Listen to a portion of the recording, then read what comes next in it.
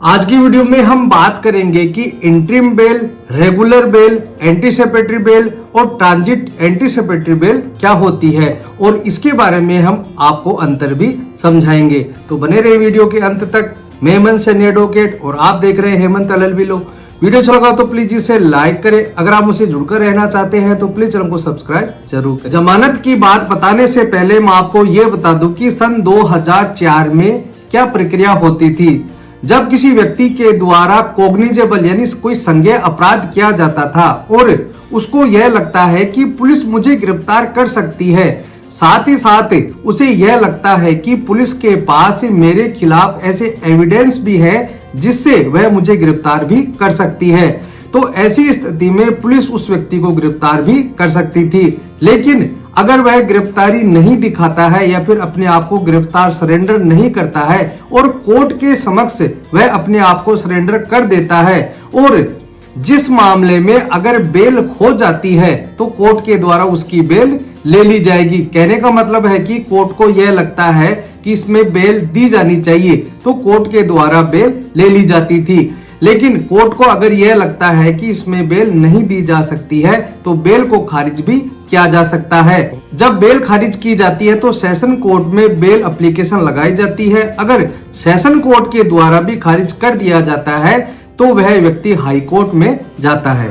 Allahabad high court में एक case पहुंचता है, वह है Amravati versus state of UP. 2004 का यह मामला है। केस की डिटेल आपकी स्क्रीन पर दिखाई दे रही है। पहले हाई कोर्ट से लोग जमानत करवाने के लिए डायरेक्शन ले आते थे।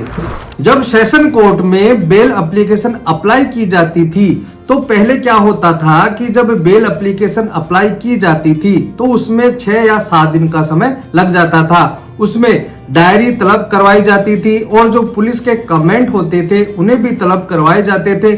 तो इस प्रक्रिया में 6 या 7 दिन का समय लग जाता था। तो इतने दिनों में जो अक्यूज्ड होता है उसको जेल में ही रहना पड़ता था। तो मैंने अभी आपको बताया है कि Amravati versus state of UP वाले मामले में यह होता था कि लोग हाई कोर्ट से डायरेक्शन आदेश ले आते थे और उस आदेश में यह होता था कि सेम डे ही सुनवाई की जाए। कहने का मतलब है कि अगर आज आपने बेल एप्लीकेशन लगाई है तो आज के दिन ही उस पर सुनवाई की जाए और जमानत पर रिहा कराया जाए। तो अमरावती वाले केस में यह डिस्कस किया जाता है कि हाई कोर्ट डिस्ट्रिक्ट कोर्ट को डायरेक्ट यह आदेश दे सकता है कि सेम डे ही जमानत ली जाए। तो इस केस में पहला वर्ड आता है इंटरिम बेल। कहने का मतलब है कि अगर कोई भी कोर्ट सेम डे अगर बेल एप्लीकेशन पर सुनवाई नहीं करता है तो उसे इंटरिम बेल पर रिलीज कर दिया जाएगा। 2004 में इंटरिम बेल दे दी जाती थी। अब हम बात करते हैं कि इंटरिम बेल क्या होती है और इंटरिम बेल कब ली जा सकती है। इंटरिम बेल के संबंध में क्रिमिनल प्रोसीजर कोड और किसी भी कानून में कोई भी स्पेसिफिक प्रोविजन नहीं है। अगर किसी व्यक्ति ने कोई कॉग्निजेबल यानी संज्ञेय अपराध किया है और उसे यह लगता है कि मुझे पुलिस गिरफ्तार कर सकती है और वह कोर्ट के सामने सरेंडर हो जाता है और उसे यह लगता है कि सेशन कोर्ट और हाई कोर्ट से मुझे जमानत मिलने में कई दिनों का समय लग जाएगा और इतने दिन तक मुझे जेल में ही रहना पड़ेगा। इसके लिए आपको यह करना है कि जो रेगुलर बेल होती है उससे पहले आपको एक एप्लीकेशन देनी है जिसे इंटरिम बेल कहा जाएगा और कोर्ट के सामने आपको यह प्रेयर करनी है कि जब तक रेगुलर बेल डिसाइड नहीं होती है तब तक मुझे इंटरिम बेल पर रिहा किया जाए। तो अगर कोर्ट को यह लगता है कि आपको इंटरिम बेल पर रिहा किया जाना चाहिए तो कोर्ट के द्वारा आपको रिहा कर दिया जाएगा। लेकिन आपके द्वारा जो रेगुलर बेल लगाई गई है और कोर्ट में उसमें 10 दिन की जो तारीख दी गई है 10 दिन तक ही आपको इंटरिम बेल मिलेगी। उसके 10 दिन के बाद आपको दोबारा से कोर्ट में जाकर सरेंडर करना होगा। कोर्ट को यह लगता है कि इंटरिम बेल नहीं दी जा सकती है तो आपको इंटरिम बेल भी नहीं दी जाएगी। नॉर्मल जो बेल लगाई जाती है उसे ही रेगुलर बेल कहा जाता है।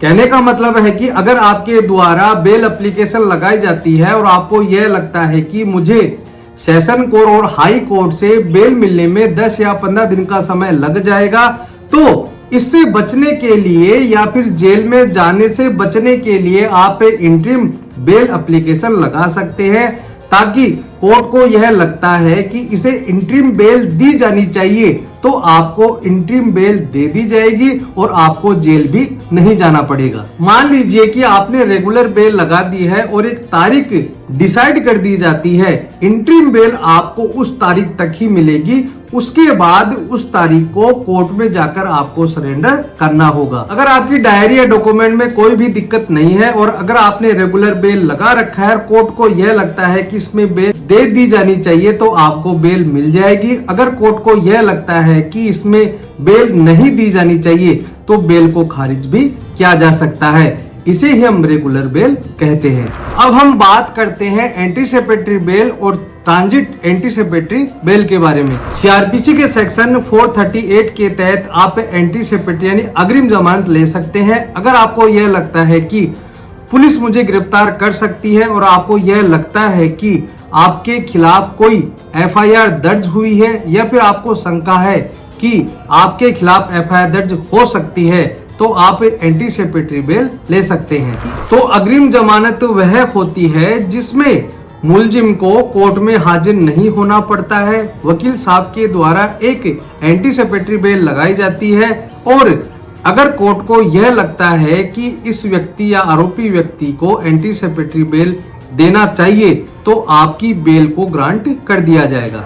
तो रेगुलर बेल और एंटीसिपेटरी बेल में यह अंतर होता है कि जब रेगुलर बेल लगाई जाती है तो आरोपी व्यक्ति को कोर्ट में सरेंडर करना होता है, लेकिन एंटीसिपेटरी बेल लगाने पर आरोपी व्यक्ति को कोर्ट में सरेंडर नहीं करना होता है। और रेगुलर बेल और इंटरिम बेल में क्या अंतर है? रेगुलर बेल और इंटरिम बेल में यह अंतर होता है कि जब रेगुलर बेल की सुनवाई होती है और उसमें जो समय लगता है उस समय में आपको जेल में नहीं जाना पड़े, इसके लिए इंटरिम बेल दे दी जाती है। अगर कोर्ट को यह लगता है कि इंटरिम बेल दी जानी चाहिए तो ही आपको इंटरिम बेल दी जाएगी, जिससे यह होगा कि आपको जेल में नहीं जाना पड़ेगा और अस्थायी तौर पर आपको बेल मिल जाती है। अब हम बात करते हैं कि ट्रांजिट एंटीसिपेटरी बेल क्या होती है। आपने ट्रांजिट रिमांड तो सुना ही होगा। ट्रांजिट रिमांड वह होती है जब कोई व्यक्ति किसी दूसरे जिले में गिरफ्तार किया जाता है और गिरफ्तार करने के बाद 24 घंटे के अंदर उसे मजिस्ट्रेट के सामने पेश करना होता है, लेकिन जिस व्यक्ति ने जिस जगह अपराध किया है और वह दूसरी जगह पर गिरफ्तार होता है तो उसे 24 घंटे में वहां पर पेश करना बहुत ही मुश्किल का काम है, क्योंकि अगर कोई दूरी होगी और 2 दिन का उसमें समय लगता है तो 24 घंटे में उसे पेश नहीं किया जा सकता है। इसके लिए जिस जिले में जिस व्यक्ति को गिरफ्तार किया गया है वहां के नियरेस्ट मजिस्ट्रेट के सामने उसे पेश किया जाएगा। अब आप ध्यान से सुनना, जब जिस जिले में उसे गिरफ्तार किया जाता है और नियरेस्ट मजिस्ट्रेट के सामने उसे पेश किया जाता है तो वहां से उन्हें ट्रांजिट रिमांड दे दिया जाता है और यह कहा जाता है कि इस व्यक्ति ने जहां पर घटना कारित की है वहां पर जाकर आप नियरेस्ट मजिस्ट्रेट के सामने इस व्यक्ति को पेश करेंगे।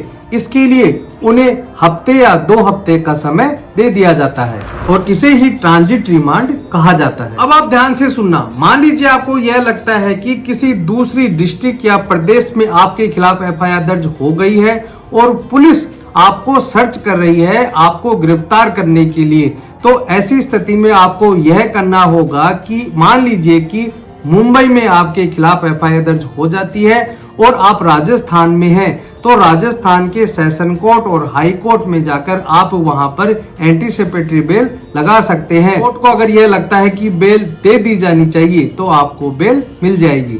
साथ ही कोर्ट के द्वारा यह डायरेक्शन भी दिया जाता है कि आप अपने जिले के या फिर प्रदेश के संबंधित कोर्ट में जाकर रेगुलर बेल लगाएं। इसमें एक लिमिट टाइम दिया जाता है, इसे ही ट्रांजिट बेल कहा जाता है। तो दोस्तों आज के लिए इतना ही। वीडियो अच्छा लगा हो तो प्लीज इसे लाइक करें।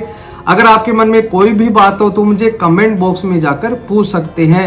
अगर आप मुझसे जुड़कर रहना चाहते हैं तो प्लीज चैनल को सब्सक्राइब जरूर करें और ज्यादा से ज्यादा ऐसे वीडियो लोगों को शेयर करें ताकि उनके अधिकारों का पता चल सके। और अगर आप मुझे फेसबुक और इंस्टाग्राम पर देख रहे हैं तो प्लीज पेज को फॉलो जरूर करें। धन्यवाद।